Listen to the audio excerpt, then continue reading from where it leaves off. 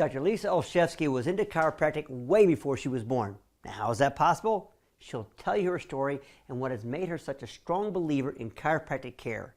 In the end, it's all about communication, and not only about stories of what chiropractic care can achieve, but more importantly, about the communication that happens internally between your body and your brain. That is what Dr. Lisa gets to work with every day, and the significance of which fuels her passion for chiropractic care. So, are you ready to see why chiropractic is really such a big deal? Here's Dr. Lisa now.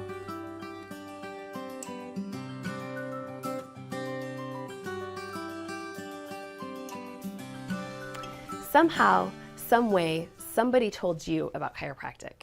We all have our amazing stories, and I want to share with you a little bit how I got into chiropractic and how I ultimately became a chiropractor. My story started many years before I was even born.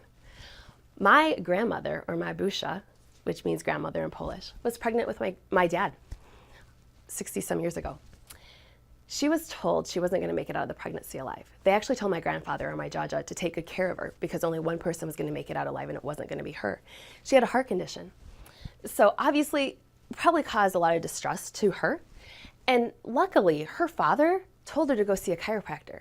As she tells me today, she's like, I didn't really understand why I would go see a chiropractor for a heart issue, but her father urged her to go after he saw somebody basically crawling into a chiropractor's office in Toledo, Ohio, and then walked out. So again, back in the early 1950s, chiropractic was illegal still to practice within the state of Ohio. So she tells me how she had to walk up to the door and knock on the door and ask if the doctor was there, but he couldn't say that he was a doctor because he could go to jail for practicing medicine without a license. So she went and saw this chiropractor, and you already figured out the story. She made it out alive. She's going to be 90 this year, which is pretty amazing. So because of that, my father's been under chiropractic care since the day he was born. Or actually, I guess, before he was born. And so have I. I've been under chiropractic care since I've been born. So when I tell people that, I've been under chiropractic care since I've been an infant, people often look at me quite strangely, like, why would you see a chiropractor, or why would you ever take an infant or a baby to a chiropractor? Because they don't have headaches or back pain. True, but they do have a brain and a spinal cord. And that's what's so important in making sure that that communication is happening properly. Research shows 80% of us have the top two bones misaligned or subluxated during our birth process. And then all the falls and slips and accidents and injuries we take when we're learning to walk or riding a bike, or the silly things that I hear from the people in our practice about jumping off of rooftops as kids and falling out of trees and off horses, if they're not corrected, they're going to misalign the structure. And so what happens if your car is misaligned and you continue to drive it? You're going to get a flat tire, right? So we could look at that tire, take that tire off, put a new one on, and continue to drive the car. You're going to get another flat tire, right? Or we could change the oil and wash the windows and maybe vacuum it out. Those are great things to do for the car. But does it fix the alignment? It doesn't. There are a lot of great things you can do for your body, but really the only way to correct the alignment is through chiropractic. And so we want to make sure that your body's functioning at its best, that it's in the proper alignment. Your brain can send the right signals to the rest of your body. And so that's what we're looking for. So that's my chiropractic story. Obviously, I grew up underneath chiropractic care since I was little. I always wanted to be an engineer, and one day I decided I was going to become a chiropractor, and I never looked back. And it is the best thing ever in my life. I know that I'm fulfilling my purpose because I get to help people like you all day long see the great benefits about chiropractic care. Speaking of which, do you know what the very first chiropractic adjustment was for? September 18th, 1895, Dr. D.D. Palmer worked on Harvey Lillard's spine. At some point in a conversation earlier, Lillard, who was a custodian or a janitor, had communicated to Palmer that he had lost his hearing when he stooped over to pick up a box and he felt something go out in his spine. So Palmer theorized if he lost his hearing that way, what would happen if he pushed back on that area and his hearing came back? So obviously, if I was Palmer, I probably would have thought I found a cure for deafness. But then the second adjustment was a man whose heart condition went away.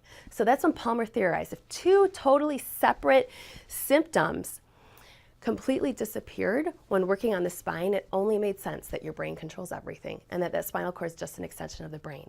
And if those bones go out of place, those messages aren't going to get sent to the proper areas of the body. So again, by chiropractic adjustments, that's what we do to make sure you're functioning as at the best.